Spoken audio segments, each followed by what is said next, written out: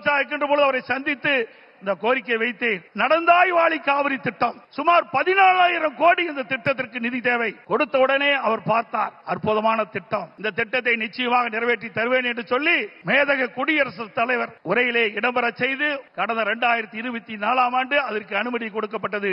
ஆனால் இந்த அரசு முடக்கி வைத்திருக்கின்றது.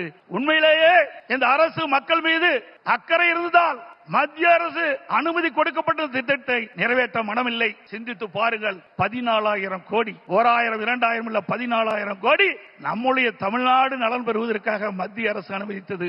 பாரத பிரதமர் அவர்கள் மனமுகந்து கொடுத்த அந்த திட்டம், அந்த திட்டத்தின் மூலமாக காவிரி நதியிலே கரை ஓரமாக இருக்கின்ற கழிவு நீர்கள் அந்த நதியிலே கலக்கின்ற பொழுது நீர் மாசுபடுகிறது. அந்த நீர் மாசுபடாமல் இருப்பதற்கு அதை சுத்தகரித்து நதியிலே விடுகின்ற திட்டம் தான் இந்த திட்டம். மேட்டூர் அணையிலிருந்து வெளியேறிய நீர், பவானி சாகர் அணையிலிருந்து வெளியேறுகின்ற நீர், நொய்யிலிருந்து வெளியேறுகின்ற நீர், அமராவதி அணையிலிருந்து வெளியேறுகின்ற நீர், இந்த நீரெல்லாம் சுத்தப்படுத்தி அங்கே நதியிலே விடுகின்ற பொழுது காவிரி நதியிலே வந்து கலக்கின்ற பொழுது சுத்தமான நீராக இருக்கும்.